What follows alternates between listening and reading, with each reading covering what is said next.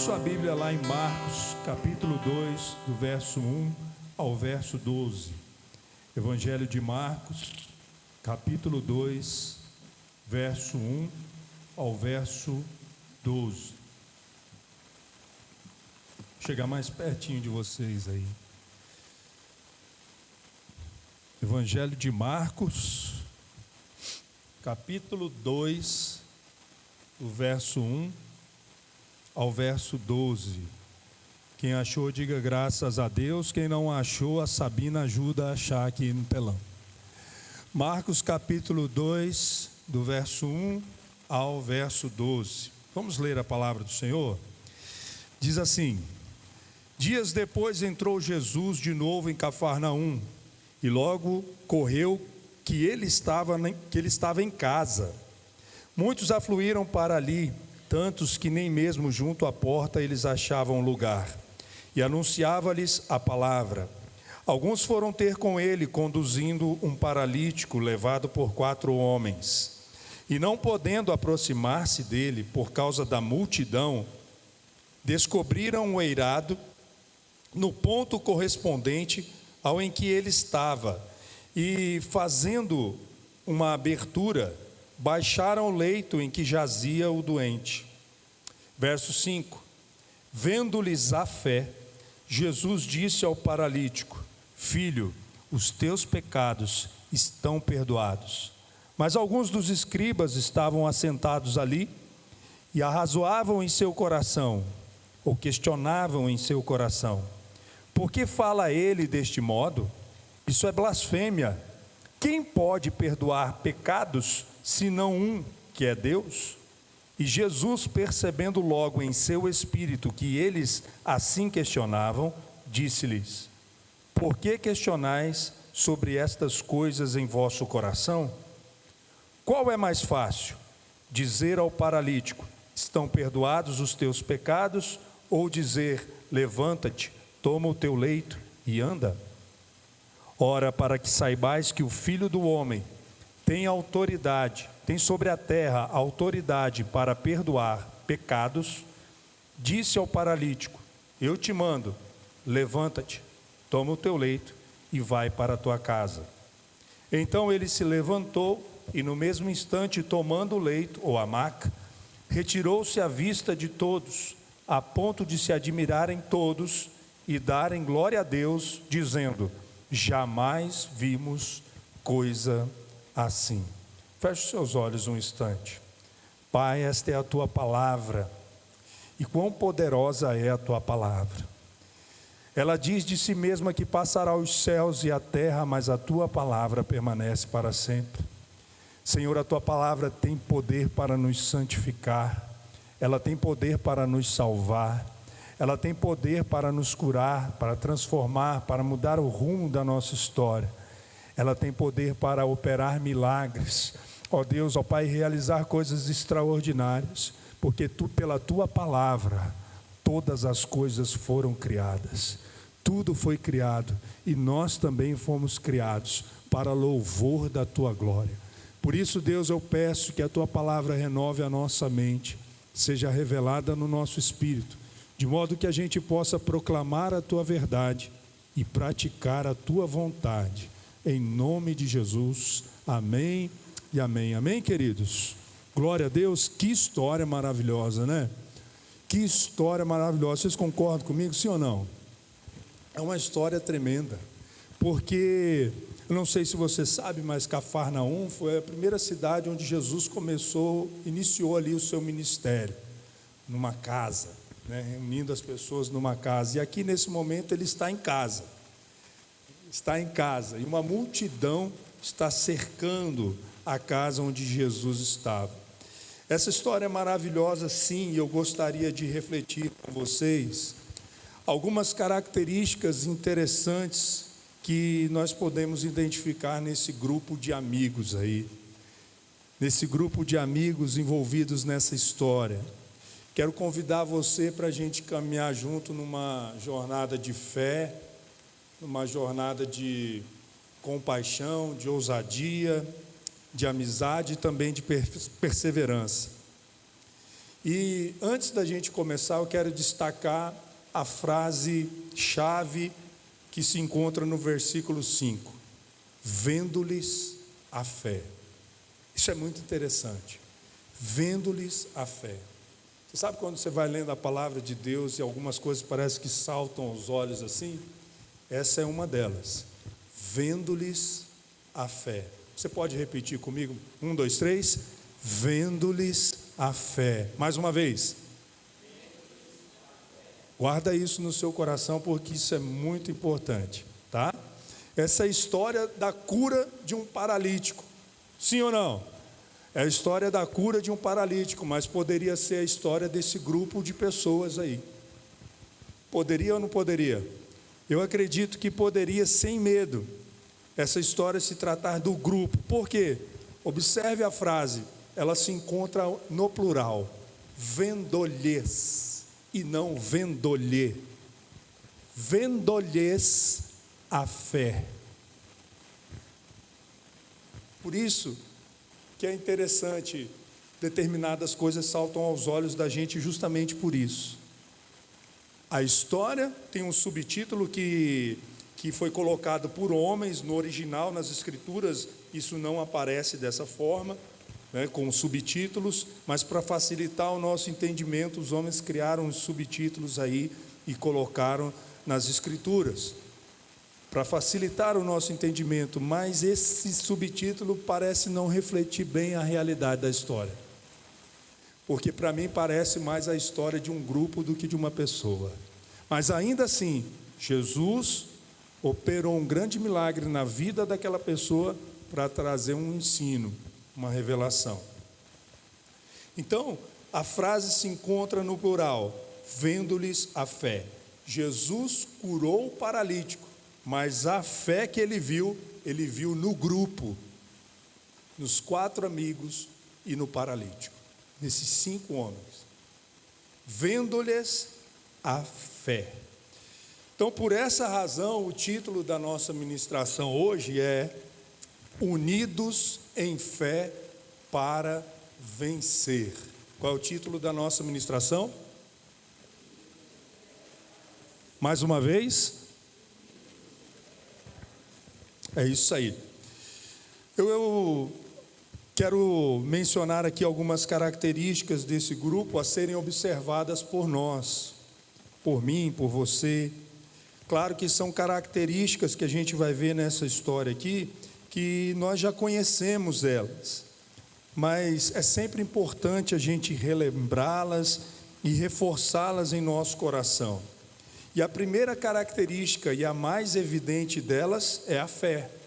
A fé, nesse caso aqui, na nossa reflexão, ela vai ser uma característica que é a raiz das demais características, ok? Porque sem ela, as outras características não fazem sentido. Sem a fé, as características que nós vamos ver agora adiante, são 4 com a fé, elas não fazem sentido sem a fé. Unidos em fé, a fé que Jesus poderia curar o paralítico, nos traz a esse texto. E levaram esses homens até a presença de Jesus. E eu espero também que a fé seja o motivo que tenha trazido você aqui nesta noite, amém? Afinal de contas, nós estamos num culto da vitória, mas que pode ser também o culto dos vencedores, amém, queridos? Dos vencedores, os que são mais que vencedores em Cristo Jesus. De fato, irmãos, esse poder, ele se encontra em Jesus.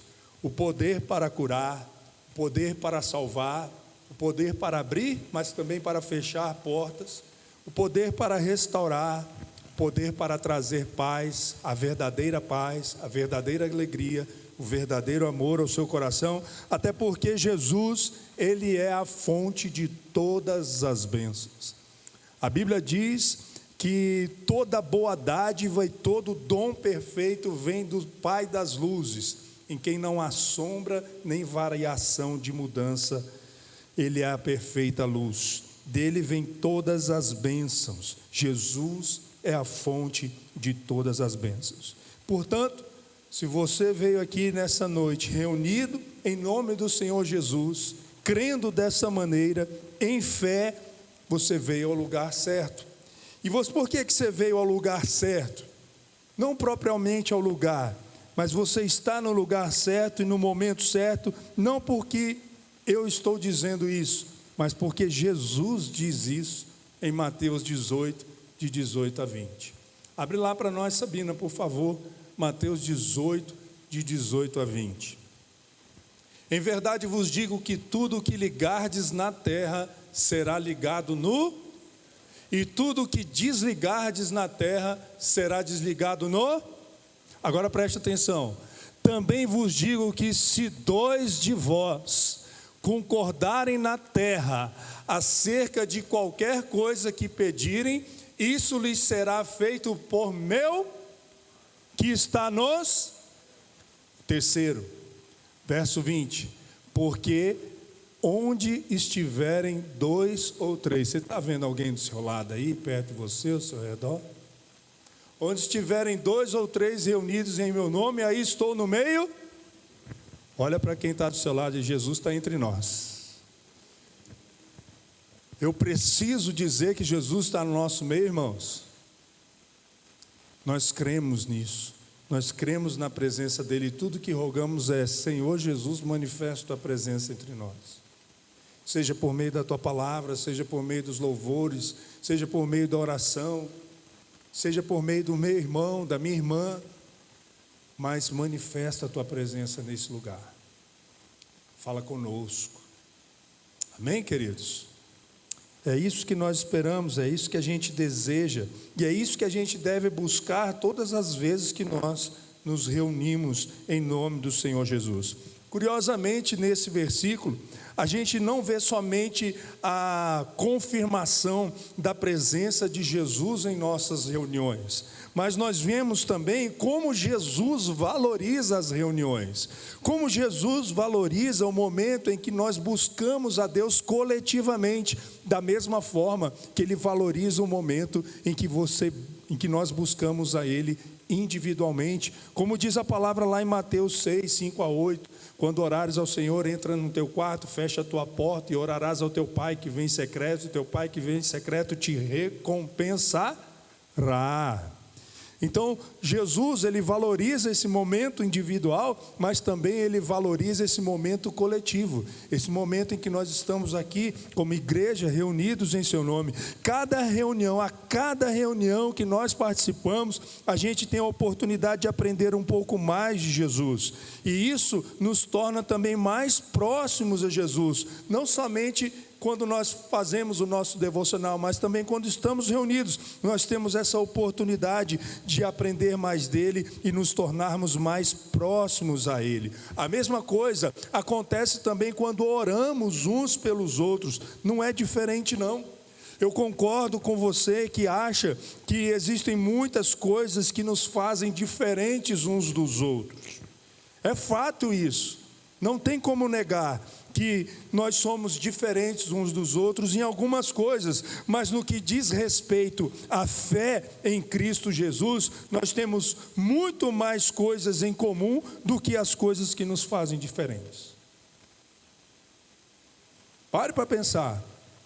Se você é discípulo de Jesus, se você é discípula de Jesus, se você crê no Senhor Jesus, se você realmente anda com Jesus, você vai entender isso, que nós temos muito mais coisas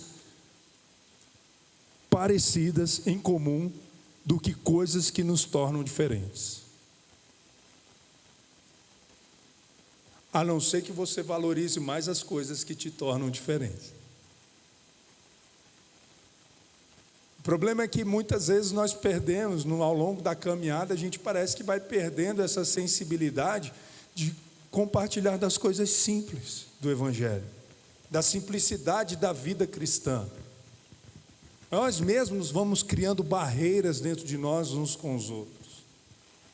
Nós estamos vendo aqui nessa história 4 homens que se uniram em favor de um homem. E juntos eles se uniram em fé, né? Na verdade, eles se uniram em fé por um propósito. E o interessante é que eles foram à fonte certa, Jesus. Então nós temos, irmãos, muito mais coisas, se a gente parar para conversar, se a gente parar um pouquinho para contemplar, e para entender, escutar um ao outro, independente da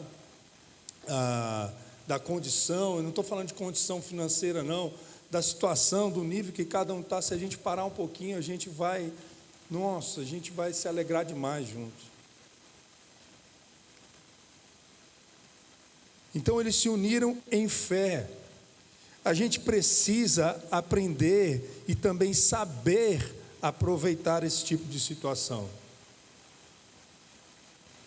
E é exatamente essa comunhão, essa união em fé, que vai nos levar às outras características que nós vemos nesse grupo de homens aí.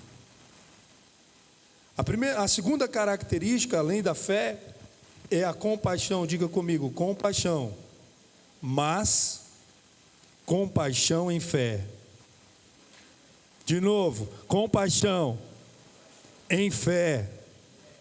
Vamos lá. As reuniões que nós realizamos, os eventos, pontos de pregação, vigílias, reuniões de oração e também outras oportunidades, né? Todas essas oportunidades e outras mais que a gente pode criar dentro e fora do contexto de igreja, eles sempre serão uma grande oportunidade para fazer amizades, para fazer amigos, mas nós também precisamos aprender a fazer irmãos. Fazer amigo é fácil. Olha só o que diz Provérbios 17. Provérbios capítulo 17, versículo 17. Em todo tempo ama o amigo, e na angústia, ou para a hora da angústia, se faz ou nasce o irmão.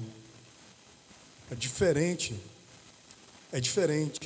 Mas eu quero que você entenda uma coisa, que o irmão, ele também é um amigo, mas um amigo de fé. É um amigo de fé. Então, dentro dessas reuniões, dentro dessas oportunidades que nós temos essa que é a de fazer amigos. Mas também precisamos aprender a fazer irmãos, lembrando que o amigo de fé é um irmão. Talvez você está aqui nessa noite e precise de um amigo, ou de 4 amigos. Talvez você está aqui nessa noite e precise entender que você pode ser esse amigo.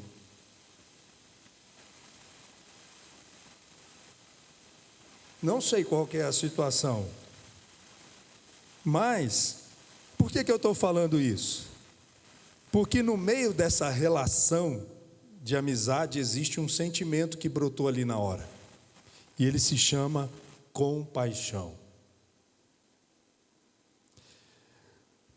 Porém tem um detalhe: qualquer pessoa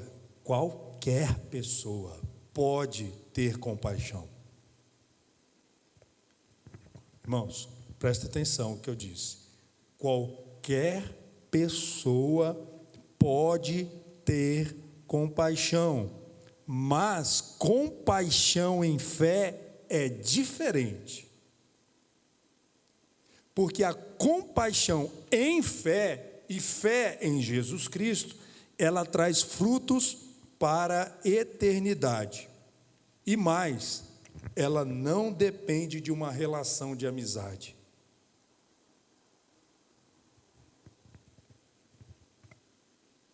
A compaixão em fé é muito diferente. E eu vou mostrar para vocês isso. Muitos milagres de Jesus, eles foram movidos pela compaixão. Lucas 7,13 conta a história da viúva de Naim. Naim é uma cidade, né? Não é uma pessoa. Naim é uma cidade. A gente sempre fala assim, a viúva de Naim. Não é? Naim é uma cidade. E por quê? Porque ela não era somente viúva, ela tinha um filho, um único filho, que morreu. E aí todos ficaram comovidos, todas as pessoas daquela cidade ficaram comovidas com a morte daquele jovem, com o sofrimento daquela mãe, com a dor daquela mãe, porque ela não só perdeu um filho, ela também perdeu o arrimo da casa, sustento, que era muito difícil, por causa da cultura da época, as mulheres sustentarem a casa, arrumar trabalho, conseguir o seu sustento, era muito difícil para aquela época. Então ela não perdeu só um filho, e todos estavam muito tristes, e normalmente os cemitérios ficam fora da cidade, ou os sepulcros ficam fora da cidade naquela época. Então estava tendo uma procissão, um cortejo fúnebre, lá todo mundo chorando junto com a mulher, triste, e Jesus passando na entrada da cidade, com uma multidão, com um monte de gente feliz, porque estava sendo curada, liberta de demônios, isso, e entenderam alguns ali que Jesus era o Cristo, era o Messias, estavam todos felizes, porque estavam ali junto com o seu mestre, todo mundo feliz, e outro lado uma multidão de gente triste. E aí Jesus, o que ele faz? Na maca, ou no esquife, que estavam carregando aquele jovem, Jesus se compadece daquela mulher. Leia depois. Jesus está ali, né? E vendo o Senhor, moveu-se de íntima. O Senhor Jesus se compadeceu dela, teve compaixão daquela mulher e ressuscitou o filho dela. Que coisa, né? Então, como essa história, tem outras. Em Mateus 20, 34, tem a história do leproso lá: Senhor, se tu queres, se tu podes, purifica-me. Se eu quero, seja limpo. Jesus, na primeira multiplicação, em Mateus 14, 14, ele desce do barco, vê a multidão, sente compaixão dela e cura os enfermos que estavam ali.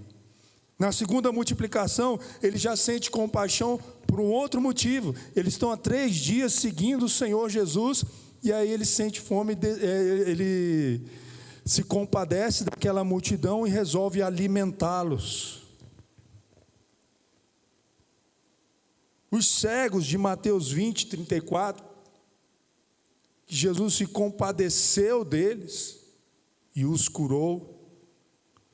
Então, irmãos, a compaixão, ela é muito mais, a compaixão em fé, melhor dizendo, ela é muito mais poderosa, porque ela não depende de uma relação de amizade para ser exercitada. Jesus não curou, não se compadeceu dos seus amigos somente. Jesus se compadeceu de todos, até daqueles que clamaram, que invocaram a sua compaixão. Lembra dos 10 leprosos? Só um voltou para agradecer, mas os 10 foram curados. E os 10 clamaram, invocaram a compaixão de Jesus. Jesus tem compaixão de nós.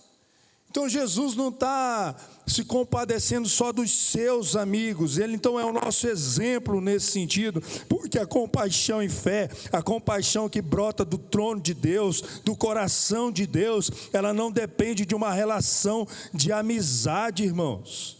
Não depende. E olha que interessante, a compaixão, em algumas pessoas, isso de uma forma geral, tem se apagado esse sentimento no coração das pessoas, nesse mundo. E Jesus mesmo disse que com o passar do tempo, com a multiplicação da iniquidade, o amor se esfriaria de muitos, não de todos. Então o que a gente tem que ver enquanto cristão? Enquanto cristãos que nós somos, nós não podemos permitir que esse tipo de situação aconteça na nossa vida. E por quê? Porque nós não somos do mundo. Você precisa lembrar no seu coração, você não é deste mundo. Se isso é uma realidade no mundo, que seja, mas não na sua vida. Então nós não podemos permitir que sejamos contaminados com este mundo. E isso fala do propósito pelo qual o Senhor nos chamou, que Paulo fala lá em Efésios. Que o mundo tem um curso, mas o Senhor nos tirou desse curso. Do curso deste mundo, do príncipe da potestade do ar. Que o mundo anda, mas nós estamos na contramão dele.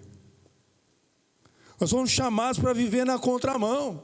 Se o mundo está caminhando na direção do esfriamento, é o mundo. Nós não, nós do aquecimento, do fogo, da paixão, do amor. Problema do mundo. Mas o que a gente tem visto depois da pandemia? Parece que as pessoas estão ficando, os cristãos estão ficando acuados.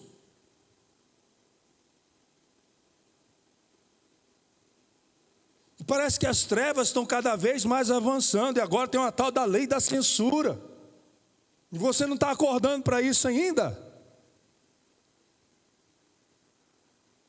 Você está pronto para chegar a hora e falar assim, importa obedecer a Deus que os homens e continuar falando a verdade? E não importa se você vai ser preso por isso?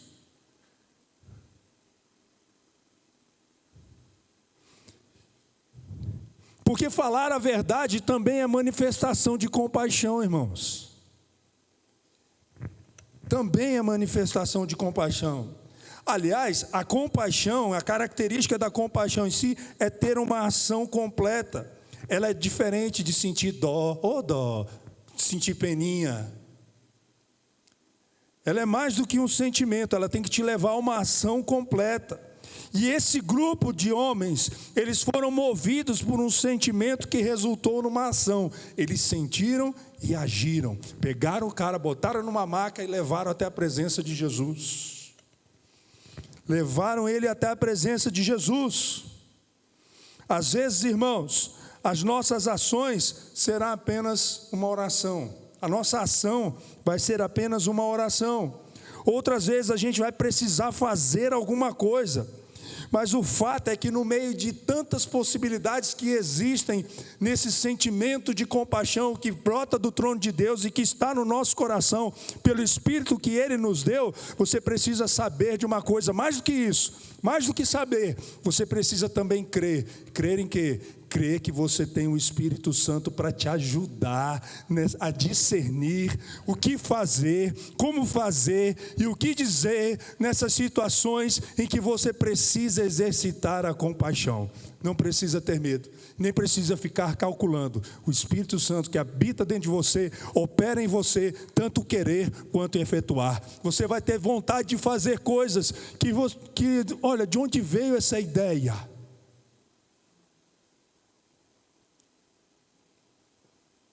E é claro que o Senhor não vai permitir que você faça alguma coisa que você não pode suportar ou arcar com as consequências dela.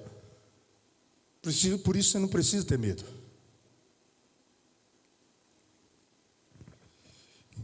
Então, você pode contar com o Espírito Santo para te ajudar. Não só nisso, mas em todas as coisas. Quem quer ser muito abençoado aqui hoje? Quem quer muito ser abençoado hoje aqui, levanta a mão, dá um glória. Não é quem quer mesmo, de verdade. Então começa agora a juntar grupos de 4, rápido, 1, 2, 3, já. Ela não pode ali, alguém tem que ajudar ali, chegar junto dela ali que está com o bebê no colo. Então vamos lá, rapidão, grupos de 4, ligeiro e avexado, 1, 2, 3, já. Enquanto isso a Sabina vai fazer um favor para mim, vai colocar ali Lucas 6,31. Deixa ali, Sabina, Lucas 6,31 no telão, por favor. Irmão, vocês sabem que a gente não lê esses pedidos, sim ou não? Pois é, a gente não lê, a gente só pega aqui, chega e ora, não é verdade? Beleza. Você vai pensar agora em algo interessante. Você já viu quantos pedidos tem? Por trás de cada pedido desse aqui, irmãos, tem uma pessoa. Ou uma família. Estão entendendo? Olha o tanto. Provavelmente alguns aqui até já foram atendidos. Mas tem uma pessoa. Você nem conhece ela. Às vezes você não sabe nem se ela existe mesmo de verdade. Nem se ela congrega aqui conosco. Pode ter sido um visitante que colocou o pedido de oração aqui. Mas quem disse que você tem que ser amigo dela para exercitar compaixão? Quem quer ser abençoado aqui nessa noite? Quer muito? Olha o que o versículo diz ali. Olha a lei da semeadura.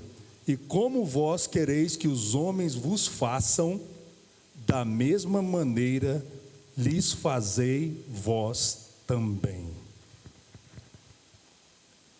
do jeito que você quer ser abençoado, com a intensidade que você quer ser abençoado, você vai abençoar a pessoa desse pedido agora. Vocês quatro vão se unir em fé para abençoar a vida dessa pessoa, e depois nós vamos orar por todos esses. Amém? Você só tem 2 minutos para isso, no máximo, 1 minuto e meio. Vamos lá? Que jeito que você quer ser abençoado? Então começa a clamar por essa vida aí, por esse pedido aí. Começa a orar por esse pedido aí.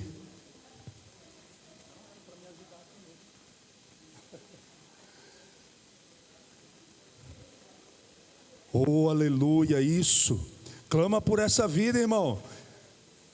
Clama com a intensidade que você quer ser abençoado. Você vai invocar o nome do Senhor, a compaixão do Senhor sobre essa pessoa, sobre esse pedido. Eu não sei se é por uma cura, eu não sei se é por uma porta que se abra, eu não sei se é por algum milagre, eu não sei se é por algum problema na justiça, eu não sei se é por uma casa, por um carro, por um emprego, eu não sei o que é, mas Deus sabe. Deus conhece o coração dessa pessoa. Deus tem um propósito na vida dessa pessoa e tem um propósito na sua vida também. Seja instrumento de Deus nessa hora. Começa a plantar na vida dos outros aquilo que você quer que seja colhido na sua, em nome de Jesus, em nome de Jesus, em nome de Jesus. Oh Senhor amado, nós te louvamos, Senhor, e adoramos o Senhor, porque Tu és o Deus que conhece todas as coisas. Tu és o Deus que sonda os corações e as mentes, e por isso, Senhor, conhece cada pedido que entrou, Senhor, nessa caixa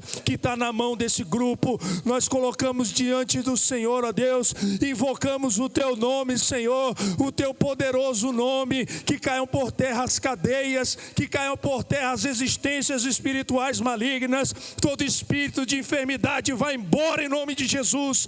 Em nome de Jesus nós te ordenamos, sai todo empecilho, toda barreira, toda resistência espiritual maligna, nós ordenamos, caia por terra, saia em nome de Jesus, em nome de Jesus, em nome de Jesus. Bata em retirada, porque a palavra de Deus diz que onde o nome do Senhor é invocado, os nossos inimigos batem em retirada. E em nome de Jesus nós não autorizamos, nós não te aceitamos, nós te rejeitamos. Em nome de Jesus Cristo, vai embora em nome de Jesus, em nome de Jesus. Espírito de Deus, vem trazer consolo e resposta sobre os pedidos que estão na mão dos irmãos, sobre o pedido, Senhor, ó Deus, que está nessa caixa. Derrama o Teu poder, derrama a Tua glória, e desde já nós te agradecemos, porque sabemos que o Senhor fará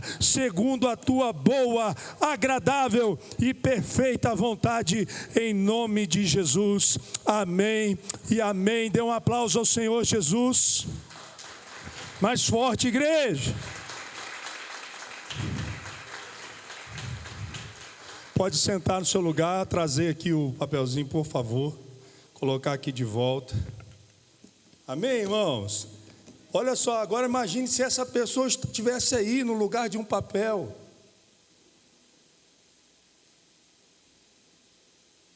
Você vê que coisa interessante? O que o Senhor está falando conosco? Sabina, por favor, coloca lá Mateus 7,12, Sabina. Coloca lá Mateus 7,12, por favor. Mateus 7,12. É o mesmo texto, só que na perspectiva de Mateus. Tem algo a mais ali nesse versículo. Olha só, portanto, tudo o que vós quereis que os homens vos façam, fazei-lhe também vós, porque esta é a lei e os... Ou seja, é o sentido real da Escritura Sagrada. É um propósito da Escritura Sagrada. É um propósito da vontade de Deus para as nossas vidas. Terceira característica é a perseverança. Mas perseverança em fé. Por isso que esses pedidos estão todas as quintas-feiras aqui. E por isso todas as quintas-feiras nós oramos por eles. Porque é perseverança. É uma questão de concordar na terra. É uma questão de ligar na terra. Vê como é importante nos reunirmos. Vê como Jesus valoriza a reunião. Então, olha só que coisa interessante no que diz respeito à perseverança. Ao chegarem à casa onde Jesus estava ali sentado, falando, as pessoas ouviram, eles se depararam então com um obstáculo. Que obstáculo era? Uma multidão na entrada da casa concorria para ouvir Jesus. Um monte de gente lá querendo ouvir Jesus. Jesus estava na casa, sentado lá, falando, as pessoas querendo ouvir Jesus. Será que eles só queriam mesmo ouvir Jesus? Eu acredito que nessa multidão tinha todo tipo de propósito. Tinham aqueles que realmente queriam ouvir Jesus, mas tinham também os curiosos, sabe? Eu acredito também que tinham aqueles que estavam procurando pegar Jesus em alguma falha.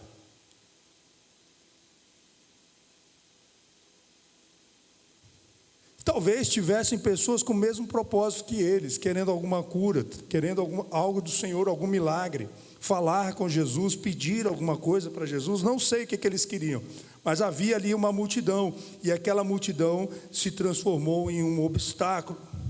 Detalhe, irmãos, não tinha senha para falar com Jesus, e se não tinha senha, que dirá atendimento prioritário? Idosos, gestantes, portadores de deficiências, por favor, passem na frente. Não tinha.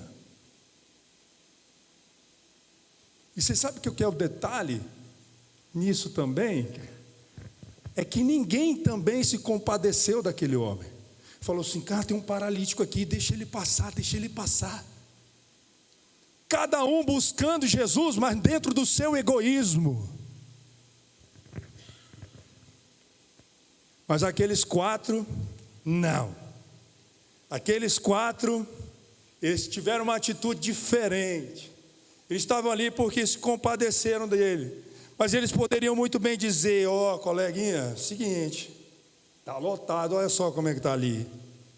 Não tem senha, não tem atendimento prioritário. Você quer voltar aqui amanhã?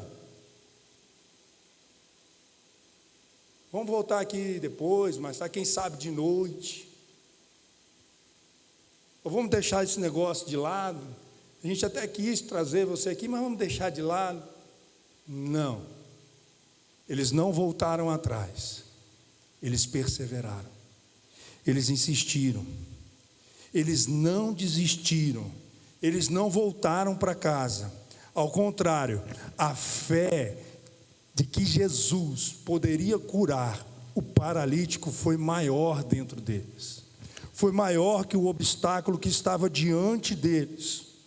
Eles sabiam que a fé de que Jesus, eles tinham fé de que Jesus poderia salvar o seu amigo. E era maior que o obstáculo que estava diante dos olhos deles. Quantas pessoas, irmãos, que na primeira dificuldade, e aqui tomando aqui como exemplo a parábola do semeador, quantas pessoas que no primeiro espinho, no primeiro raiar do sol, já não desiste do Senhor, já não desiste da caminhada, no primeiro não de Jesus, no primeiro silêncio de Jesus, ou no primeiro mandamento que implica às vezes em abandonar coisas, abandonar o pecado, já desistem de Jesus. Não, isso aí eu não consigo largar. Tudo que você diz que não consegue, que não pode, é uma prisão na sua vida. Pare para pensar.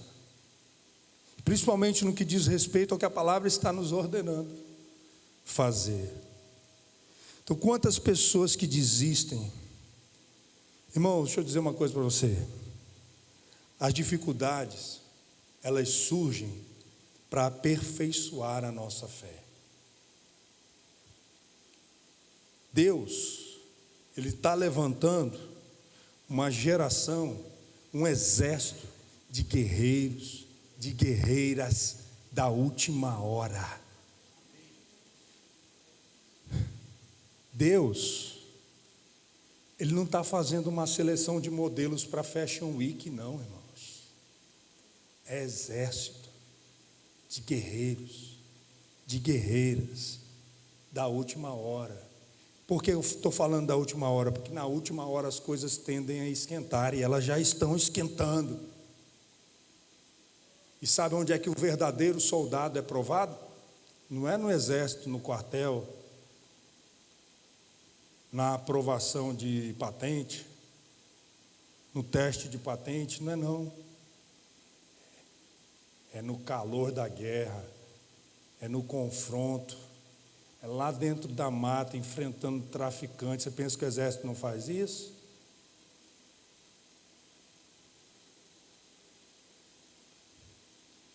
Às vezes eles são solicitados pela Polícia Federal para fazer isso, esse tipo de serviço. Que a Polícia Federal tem um conhecimento, tem alguma técnica de atirar, mas não tem domínio do mato, de como andar no mato, de como se camuflar, de como se sobreviver lá dentro. Eles recorrem ao exército, soldado, e eles vão para o fronte. A gente pensa que o soldado brasileiro, porque o Brasil, pela sua diplomacia, suas leis de diplomacia, não enfrenta a guerra interna, irmão, de fronteira. Eu que morei na fronteira e tive discípulo que era cabo, hoje já é sargento. Sei como é que é isso aí. Fui filho de militar também.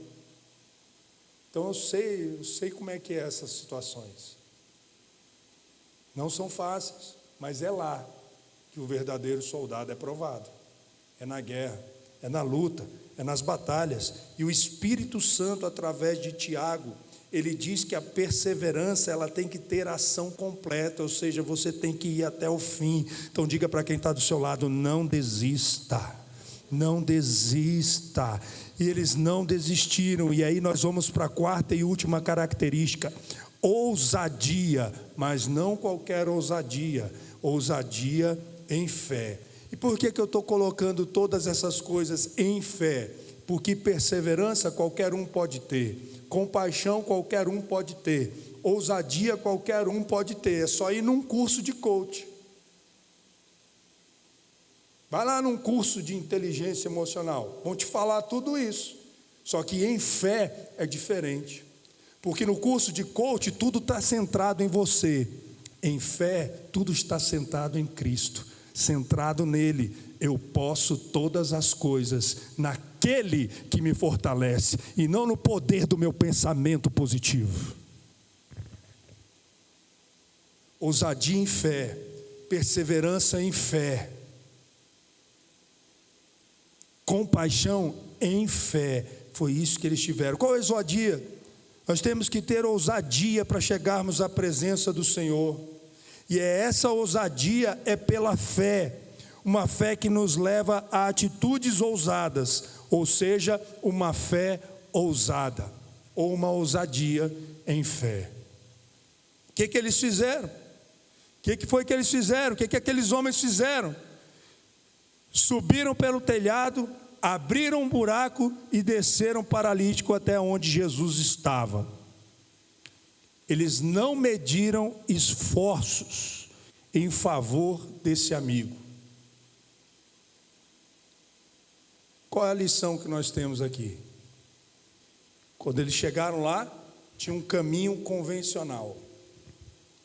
E eles optaram pelo caminho não convencional. Vem comigo, vou repetir. Tinha um caminho convencional, que era atravessar a multidão, ou esperar a sua vez, esperar ali a oportunidade, tentar chegar da maneira mais fácil, que talvez não fosse a mais fácil, no caso era mais difícil, e eles trilharam um caminho não convencional. O que isso nos ensina? Qual a verdade da palavra de Deus? Qual o paralelismo disso? É que muitas pessoas querem chegar a Jesus através de um caminho natural, mas você só vai chegar a Jesus através do sobrenatural. E a fé é algo sobrenatural, porque a fé é a certeza das coisas que se esperam e a convicção de fatos que a gente não vê. É sobrenatural. Não é crer numa historinha, nem num personagem da história, é crer em algo sobrenatural. O que ligar na terra terá sido ligado no céu. Não é o céu de estrelas, não, é a região espiritual.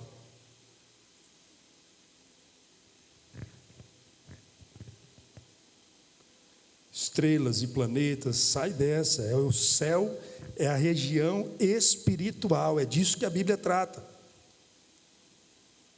Então o caminho sobrenatural é o caminho pelo qual nós vamos chegar à presença de Jesus. De novo, irmãos, eu quero destacar uma coisa aqui, vendo-lhes a fé. Essa expressão aparece nos 3 evangelhos, Mateus, Marcos e Lucas. Está registrada essa expressão no plural, vendo-lhes a fé.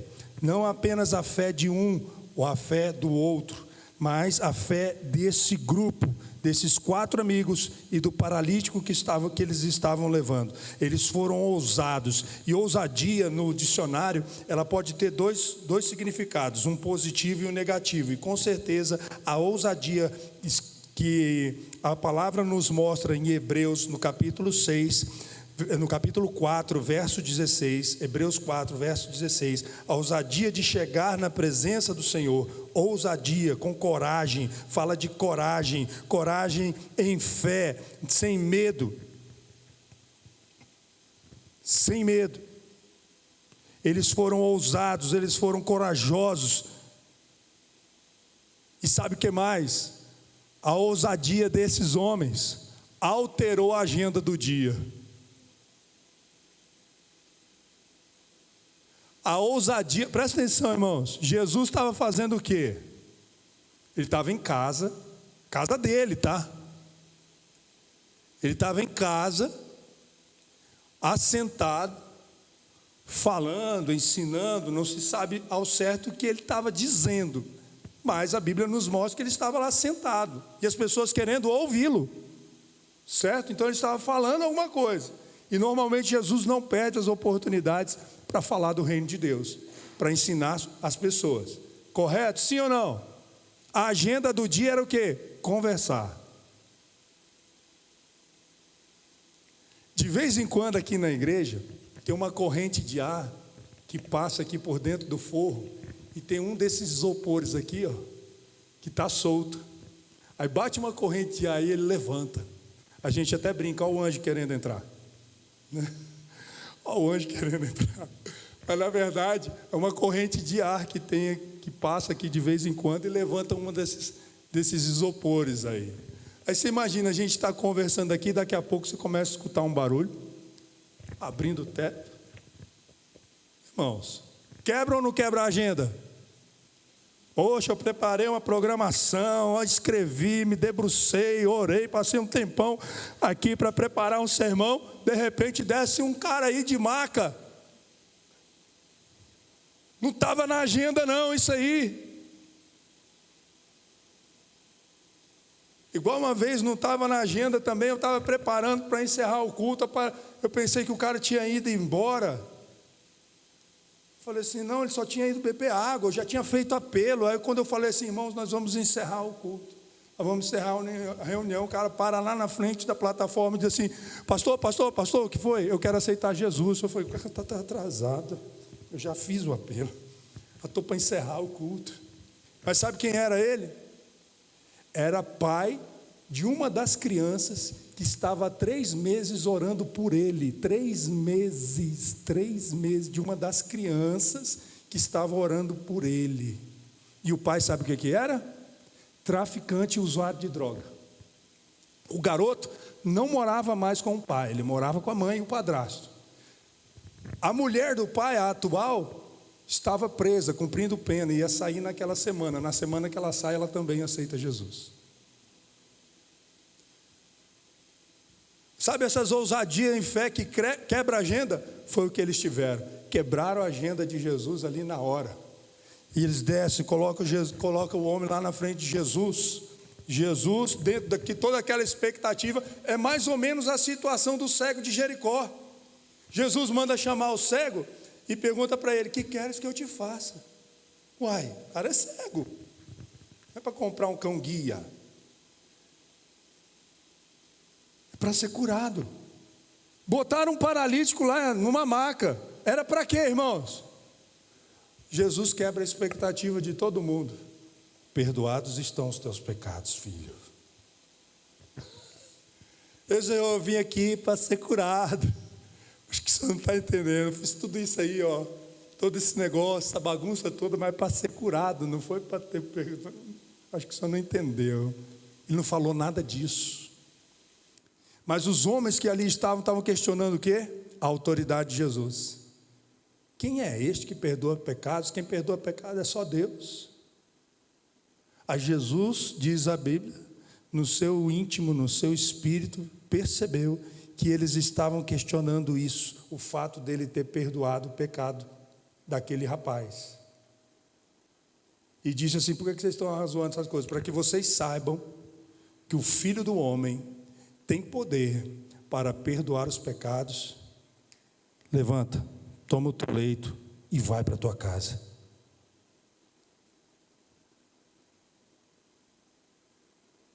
O homem levantou, pegou o leito dele e foi. O que eles estavam questionando? Ora, raciocinam comigo. Os judeus têm uma cultura, por meio da sua lei, das leis, que falam que a doença, eles atribuem a doença ao pecado. Então, se a pessoa está paralítica ou cega de nascença, ou aquela pessoa pecou, ou os pais daquela pessoa, pecaram. Correto? É algo da lei judaica, da cultura judaica. Eles entendiam assim. Então, Jesus já quebrou o quê? O primeiro argumento na mente dele. O argumento da lei. Da escravidão da lei. Os teus pecados estão perdoados. Só isso já seria coisa boa demais. Mas Jesus pega e cura o cara.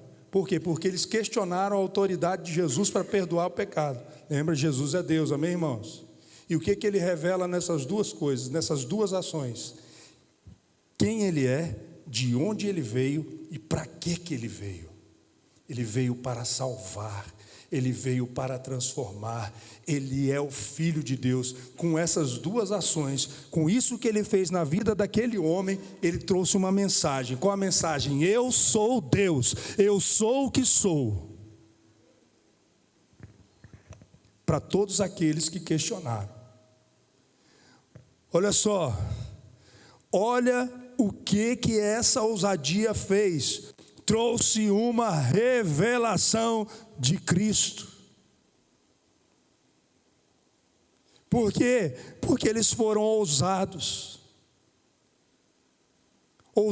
em crer.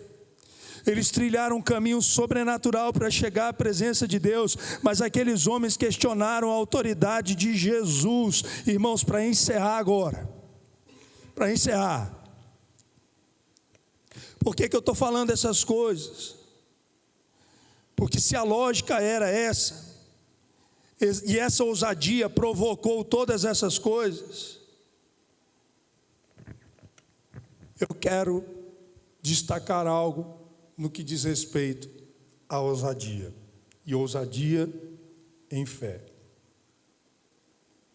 Quero ampliar essa situação. Amém? Estou encerrando. Me dê mais 5 minutinhos só. E nós vamos ungir você com óleo, amém? E orar para a sua vida.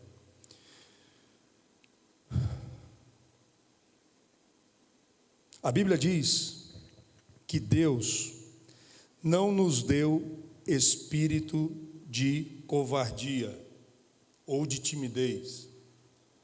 E covardia é o contrário de coragem. Concorda comigo ou não? E coragem é sinônimo de ousadia. Consequentemente, covardia é o contrário de ousadia. Entendeu a lógica? Sim ou não? Beleza.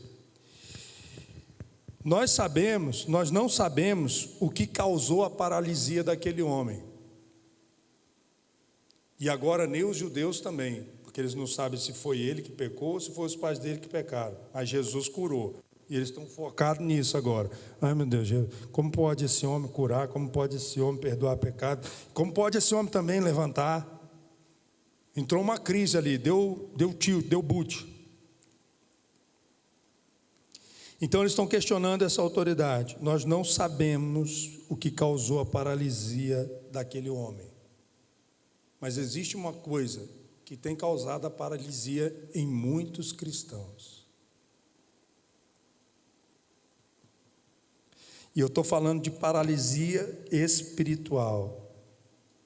E muitas vezes, essa paralisia espiritual, ela é causada pela ignorância acerca de quem eles são, de quem nós somos em Cristo Jesus.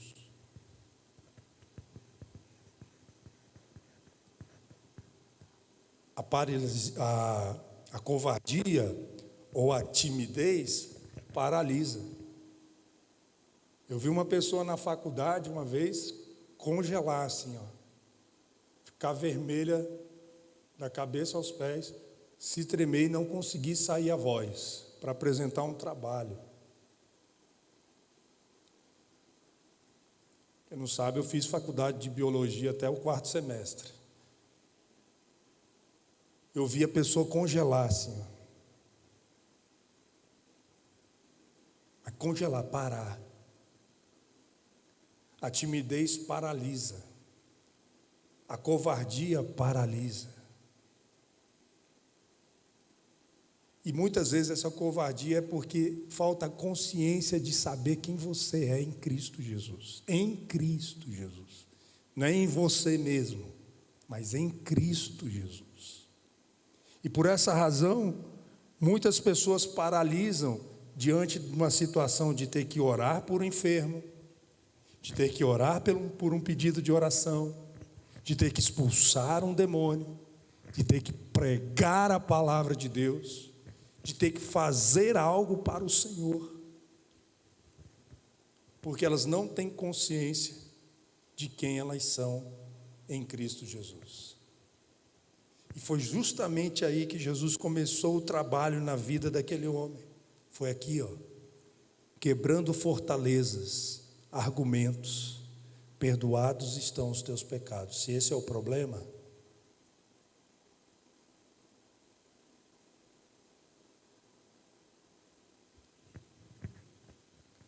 então, irmãos, existe uma autoridade. Essa mesma autoridade que estava sobre Jesus, não para perdoar pecados, mas para perdoar uns aos outros, curar os enfermos, expulsar demônios, pregar o evangelho do reino. Essa mesma autoridade, a mesma fonte dessa autoridade está sobre as nossas vidas. Ela está sobre nós. Por isso eu questionei no começo. Não sei se você precisa de um amigo ou de 4 amigos. Ou se você pode ser um amigo. Às vezes muita gente fica muito na dependência do que os outros vão fazer, esquece que dentro de você tem o Espírito Santo de Deus, que te faz vencedor, que te traz vitória, que te traz graça, que te traz perdão, que te traz cura, que te traz libertação. Nós somos chamados para andar na contramão do curso deste mundo, subjugar as trevas, anunciar o reino de Deus, porque toda autoridade foi nos dada para pisar sobre o poder de serpentes e escorpiões e o poder do maligno, e nada absolutamente nos causará dano. Então, às vezes, a falta da consciência de quem você é em Cristo Jesus te paralisa diante das situações. Mas a partir de hoje, o Senhor te diz: levanta, toma o teu leito e anda. Vai vencer as tuas lutas. Vai vencer as tuas vitórias. Porque os olhos do Senhor passam por toda a terra, procurando um homem cujo coração é totalmente dele, para se mostrar forte para com ele.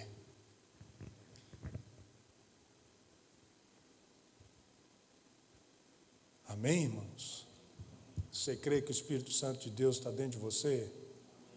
Então você não vai temer mais nada de hoje em diante, amém? Você não vai temer mais nada.